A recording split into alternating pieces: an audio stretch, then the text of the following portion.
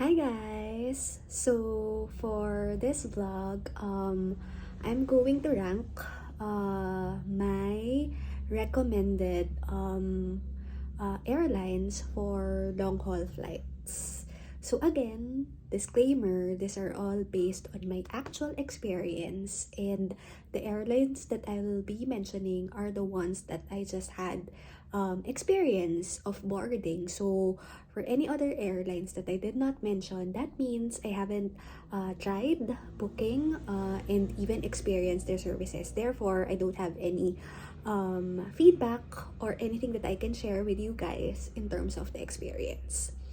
And also, I want to qualify that my ranking of airlines is based on long haul flights. And when I say long haul flights, that means these are the flights which is minimum 9 hours and above. Yun yung long haul flights. That doesn't mean na there is a connecting flight, but at least it's 9 hours and above in terms of the flight of the duration. And then my recommendation and my ranking would be based on overall value for money. And for me, when I say value for money, that includes comfort, the food that is included in the flight, which is included for any long haul flights, that's basic. Of course, the safety, especially now that we are in the post-pandemic era. Actually, not yet post, but people are saying it's at least we have all the vaccines, diba? And we have safety protocols at least, rather than the first phase that we had back in 2019, 2020. Second, fourth would be convenience also. So of course, if you are boarding on a long haul flight, the last thing that you want would be to be stressed for 9 hours or more. So convenience and comfortability would be very much important in terms of the ranking and the positioning of value for money overall. And lastly, in terms of also flexibility and the benefits and the rewards that is being offered by these airlines. So those are the components of my value for money ranking for these airlines. So far, I've tried 6 different airlines for my long haul flights. And I will rank them again based on my actual experience. In most of my flights, I fly on my own. So again, I'm a solo female traveler, but I also tried already to book long haul flights with a family member and even with friends. So my ranking would be based on overall experience, whether or not I travel alone as a solo traveler, or I'm with a couple of friends, or I'm with my family members. So it's very generic and very relatable in general. So let's start. So my sixth airline would be Cebu Pacific. Cebu Pacific is my last on the list so far, because I think, to begin with, they are not positioned yet to have long haul flights. So we all know Cebu Pacific is positioned really for mga piso fare and mostly Asia. And I've tried booking Cebu Pacific when I flew to Dubai. So I think yun yung isa sa mga long haul flights nila. Because I know now they also have flights for Hawaii, for Guam, I think, if I'm not mistaken. But Dubai is a 9-hour flight from Manila to straight to Dubai. So, yun, for one, I think they are not yet positioned for a long haul flight. Hence, As compared to other international airlines, they don't have yet um, a basic package for a long haul flight. Like for example, they don't have yet a blanket or even a free eye patch. You know, if of course if it's a long haul flight, most probably you'll get to sleep, diba? Or maybe like a small television in front of you wherein you can watch some series or free movies or even listen to some music or radio, etc. And then in terms of food also, you need to really purchase in addition to that. Wala silang like a free meal or kahit a snack or something, etc. So, I think yun lang. Medyo nakulangan ako for that. Although, yeah, I know naman na hindi siya yung talagang super long haul flight. Because again, as mentioned, the airline is not yet, I think, positioned to be like a full-fledged long-haul flight. Diba? Kasi kung tutuusin, Dubai is still Middle East. So, mostly parang Asia, pero malayo lang, mahaba lang yung flight. So there. But, I give credit to Cebu Pacific because they're very unique in nature in terms of their entertainment, in-flight entertainment, which is, I think, they're known of. You know, their games within the flight, diba? So that's really a branding of Cebu Pacific. Plus, of course, you cannot deny naman the fact that they're still cheap. They're still cheap in general. But for me kasi, again, this ranking is overall value for money. And I would like to say that, at least for me, value for money does not equate automatically with what is the cheapest. But for me, value for money is something that you get the most of everything that you need and want on a reasonable price. So, kumbaga, wala kang sobrang sinasacrifice, or if there is, it's manageable. Hindi porket siya yung pinakamura, siya na yung best suit for you and best suit that can maximize your budget or your money. So, yun lang. That's how I position value for money. So, there. For now, at least based on the 6 airlines that I've experienced for long-haul flights, Cebu Pacific would be my last in my list as of the date. And then 5th on my list, which is second to the last, would be Cathay Pacific.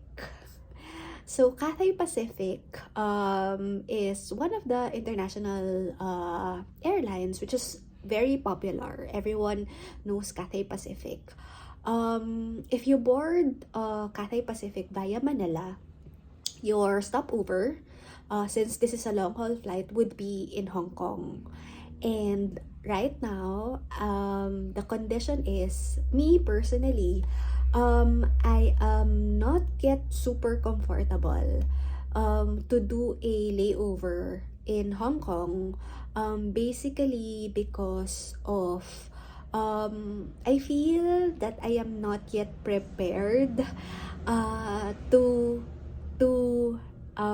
go to Hong Kong, especially that I know that they're still strict in terms of their COVID handling. And I know also for a fact that although the COVID situation is being managed, I know na medyo risky pa rin talaga.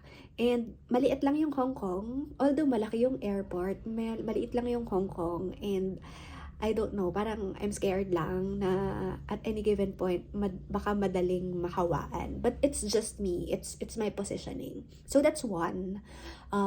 Second would be, in terms of price point, definitely they're not the cheapest in town. They're definitely not the cheapest in town.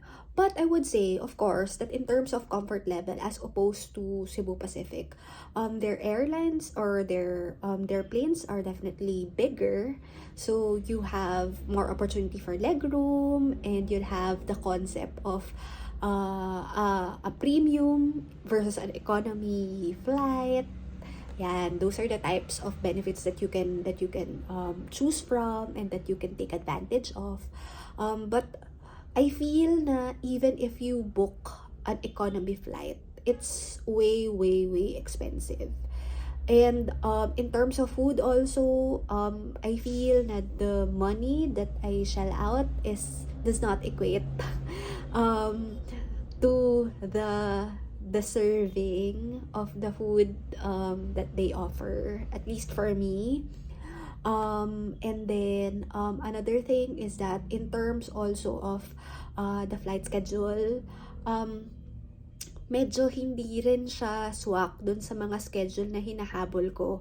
Because for me, at least if I want to really maximize my flight, I want to be in my next destination either early morning or late night, so that I will have immediately parang ample time for me to maximize my schedule, my itinerary.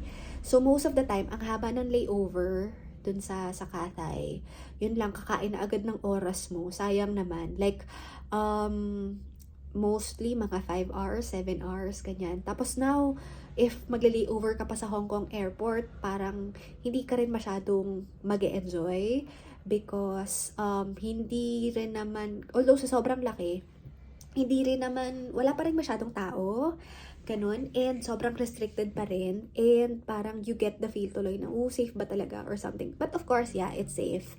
But because of that vibe, parang I am not so into it right now. So there, parang if I have the money, and if I want to have that parang vacation experience and mood, parang Cathay would not be my top choice of airline as of the moment. So there. Moving on. Fourth on my list would be PAL, or Philippine Airlines, for long haul flights. So good points first for Philippine Airlines. For PAL, what's nice about PAL is that they opened up the concept of non-stop flight, meaning they don't need to have any layovers to go to from point A to point B. Like for example, for New York flight, diba? I think that's one of the flights that they are known of for long haul duration. They don't need to stop over to any other destination, which means lesser flight duration for you. So faster for you to go to another place, especially if wala ka talagang time, tapos ang makakaalis ka lang dito sa Manila like a day before your event, or a day before the date that you need to go to that point, diba? So that will save you the hassle and even the time, diba, for your itinerary. So that's one thing that's nice about Philippine Airlines. And then another thing is that they also have the concept also of a premium and an economy booking. So I think flexibility is a good option for anyone, so that's also a plus for them. What medyo I'm kinda like not so in favor lang of the airline is that maybe it's just me. I mean, hindi ko naman nilalahat. Pero for me kasi, once I go to the airport, I have this hat. I'm wearing the hat already as a traveler. So if I travel, I wanted to try other food. So most of the time, food that is being served in Philippine Airlines are Filipino food. Of course, I love Filipino food, diba? But parang I would rather eat non-Filipino food for my flight. So, parang gusto ko muna siyang ma-miss. So, yun lang. Tapos, in terms also of, another good thing is that since the flight attendants are Filipinos, Of course, Filipinos are known to be very hospitable. So, maalaga talaga. Very caring. And they can understand you, diba? So, and you don't need to speak in English if you're not very comfortable to speak in English naman right away, since you're not yet outside, basically outside the country. So that would be a perk also. Pero parang for me, the downside for the flight, for the experience. So just imagine for 9 hours. Tapos every time I wake up, if I will eat like, I mean, lounge pa lang, 'di ba? Arroz caldo. Okay lang naman, pero parang wala lang. Hindi lang ako na dun sa mood na yon when I travel. Sorry. When I travel. So, naglalaway ako dahil sa arroz caldo, sa food. So, ayun, yun lang. So, there. Plus, yun lang. And also, yung airport also, yung terminal for Philippine Airlines, Terminal 2, parang hindi ko rin siya masyadong bet. Parang I would rather go na Terminal 1 or na Terminal 3. Or baka nasanay lang ako. But, ewan ko lang, parang mas maraming choices of food if like, maaga akong napunta sa airport, ganon. And parang mas malaki rin siya. Tapos for me, parang, I don't know, parang I feel na parang mas spacious siya. Mas marami akong magagawa. Tapos, mas marami also na mga like restrooms, and even like a nearby mall, 'di ba? Katapat lang ng Resorts World, etc. ang Terminal 3, things like that. So parang I feel mas flexible. So there. So yun, fourth ko si Philippine Airlines as of the moment. Moving on to my top 3 airlines already. So my top 3, my third on the list would be Janjaran. It would be Emirates. So Emirates is a known international airline also. I've tried Emirates during my recent trip to Turkey. And what can I say about Emirates? Well, for one, ang daming na-intimidate sa Emirates because they're also known for having a very expensive air flight ticket, which I can attest. Yeah, medyo expensive talaga siya. Expensive siya.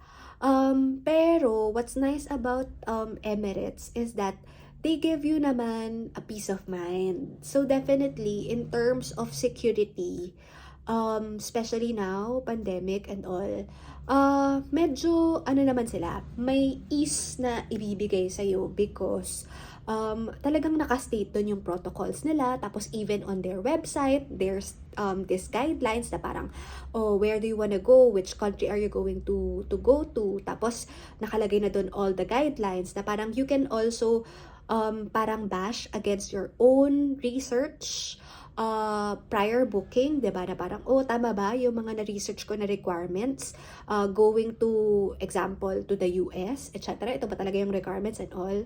So there, that's one thing that Emirates can offer to you. Plus, since long haul flights, hindi mo rin maiwasan na kahit na ang gusto mo is maikli lang yung yung layover mo, which is ang layover nila is in Dubai. Later on, I'll talk about it. Pero, during the time na wala talagang choice, especially kung gusto mong i-book yung medyo mas mura ng konti na air flight ticket, yung layover nun is more than 2 hours, like 4 hours, 7 hours, 8 hours. What's nice about Emirates is that if I'm not mistaken, parang if ang layover mo is like at 8 hours and above or like 7 hours and above, they'll provide a free hotel accommodation to you, which includes already your food. So, syempre, hindi ka naman pwedeng mamili ng hotel na ibibigay sa'yo, but definitely, I can attest to that because naka-try ako ng free hotel nila, ng free accommodation nila, and the free food. Definitely, very, comfortable naman yung hotel na they sent us. yes, it's nearby the airport, pero you'll have the freedom to go around during your free time. You can go out to Dubai. Kasi on top of the hotel accommodation and the food that they'll give to you for free, while you're waiting, while you're parang layover time mo, 'di ba? May kasama pang visa. Because parang since you are flying to Emirates, that's considered already na parang you are really boarding going to Dubai, and you will also go out at this point. So sila na yung magpa-process, sila yung magbibigay lang ng sila yung magbibigay sa iyo ng visa and all. And all you need to do is like just present your document na talagang hey, this is my boarding flight, and I processed my free accommodation, etc., etc. So with that, parang very flexible. So again, if you've seen my previous videos, I'm the type of person who really wants to maximize my stay and my vacation. So why not? I can roam around while I am on a layover time, 'di ba? So ano, susi pa ba mag-iikot sa Dubai, 'di ba? So very strategic in nature. Plus Dubai is very nice also because for one, tax-free yung shopping mo. Hindi lang sa duty free sa airport ka makakapag-shop, but because of their efficient train stations, immediately you can go to malls like Dubai Mall. Tapos if you are into the luxury brands, yun, talagang okay, maximize mo siya. Or even food man lang sa mga big malls, 'di ba? Sobrang maximize mo siya. Okay siya. In fact, parang yun yung layover na you don't feel na layover. Ganun siya. Kasi parang nag-shopping ka lang, parang okay, sige, time na ba to go or anything? Parang okay, sige, balik na ako sa hotel and all. Plus, they have a free shuttle pa. So parang from the airport going to the hotel accommodation, of course, there's a shuttle there. Tapos it's nearby also a train station, so very efficient, strategic by nature. Or if hindi mo gustong mag-train, okay lang naman kasi there's taxi which the hotel can assist you with, 'di ba? Or even bus. So ayun, very very strategic. So in fact, minimum pa nga yung 8 hours na layover kung sobrang tagal na with hotel accommodation. Sometimes Emirates also offer like parang for a very minimal very minimal price na additional, they can roam you around Dubai for like additional half a day or 1 day or so, parang ganun. Care of them. So very strategic by nature, yun lang. Ang masasabi ko lang in terms of medyo I'm not so into Emirates is again the food. Okay naman yung size of serving, pero the lasa, for me, hindi siya ganun ka-delightful. I mean, okay naman yung lasa, but nothing spectacular. And I've experienced already, or at least I tasted already, something else na mas masarap. Like, kahit as simple as like a pancit. They're offering a pancit eh. So, kahit as simple as that, parang okay lang. Hindi siya ganun kasarap. Tapos, just imagine with the price point, diba? So, parang I was expecting more. Yun lang. Well, for those who will try yung business class ng Emirates, what they're saying is that definitely ang maganda sa Emirates is that if you fly business class tapos long haul, you have your own bar. So kung mahilig kang uminom, 'di ba? You can have your own drinks like wine, alcohol, etc., etc. Only. Tapos your free package, parang your in-flight package, very branded talaga, like Estee Lauder, and then all the likes, etc. branded. But I would parang you really have to pay, yun lang. Tapos of course you'll have the bed na talagang straight na pwede kang makatulog and all. Plus I think one thing unique also sa Emirates is that yung yung lighting nila, especially if you fly at night, meron silang parang effect. Yung roof within the plane, parang may constellations, parang may glow in the dark effect. So, parang mas relaxing, mas makakatulog ka and stuff. Tapos nag-iiba-iba pa yung kulay. Something that I haven't experienced in any other airlines. I think that's one of the unique value proposition of Emirates naman. So, each airlines, they have their own unique taste and branding. And I think that's the branding of Emirates. Yun yung overall package talaga nila. And syempre, if you really want to like go to Dubai, I think yun yung trusted talaga. In fact, they have their own airlines. Tapos ang talaga, parang they are the parang the number one, I think, airline in Dubai. And you know naman, Dubai is the central hub. One of the central hub talaga. I mean, if you wanna go to Europe, if you wanna go to US, etc., etc., it's very strategic in nature. So, yun. So, Emirates would be my third. My second would be, I think, medyo, nagtatalo pa rin sa utak ko. But I would have to say, between yung second and first ko, I would have to say, depending on your type of travel or type of vacation, interchangeable siya. So, yung second and one ko. If you're the type of person na parang regular traveler, tapos you want to just really maximize your budget dun sa new location that you want to go, then you'll have to agree with my first airline. So, parang yun yung regular day travel ko. Pero if you are really into like a premium, talagang vacation mode talaga, na kind of travel, then you would need to have, I would say that I recommend my number 2 airline to be your first choice rather. Pero for this discussion purposes, for this video, parang ang mindset is a regular traveler and not so parang sobrang premium, yung talagang regular, ordinary, diba? So I would have to say that my number 2, as a regular traveler, wherein you want to maximize most of your budget dun sa paglapag mo dun sa new country, would be Qatar Airways.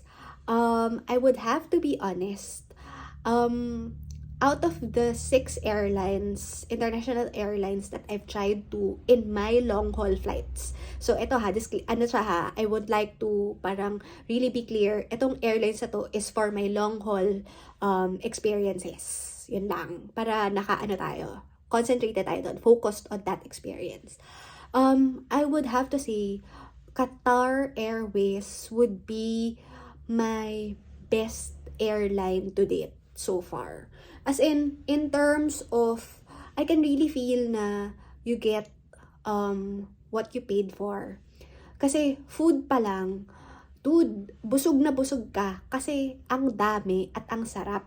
Tapos parang non-stop, parang less than 2 hours palang nakaka-serve sa'yo ng first meal. Meron na ulit. And mind you, eto, economy class lang to ha. How much more yung business class? Diba? So parang, wow. Tapos ang sarap pa ng mga pagkain. Tapos sobrang served hot. Tapos,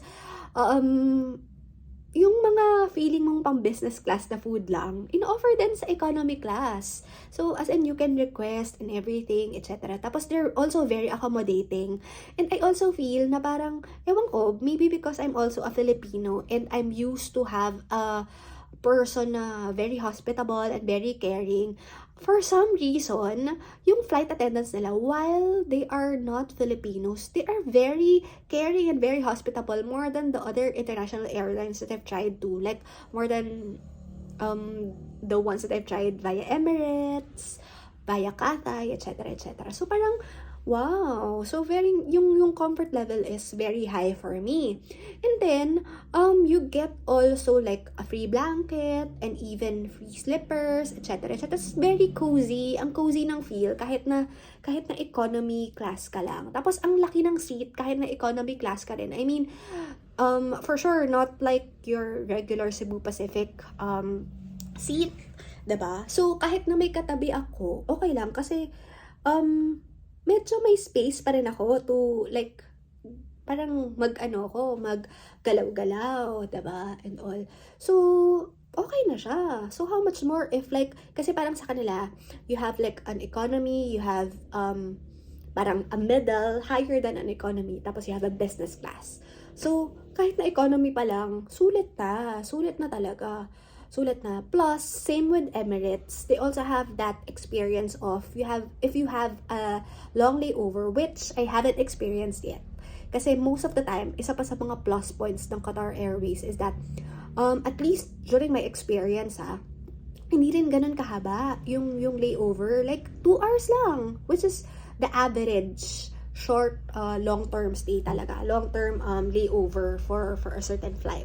Pero if you have a long parang long layover, or if for example ma-delay, pero yung delay naman is not so popular for Qatar Airways, they will also provide you a free accommodation and food.